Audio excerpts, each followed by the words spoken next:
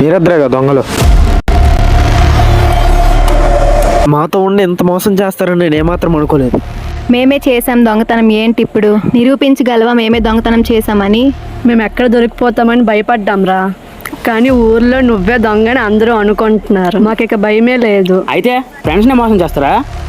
డబ్బు కోసం ఏదైనా చెయ్యొచ్చురా. మీకు ఎక్కడ కాదే, పంచాయతీ ముందు తెలుస్తాం మీ లెక్క.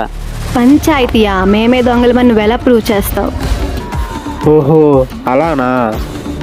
బాలు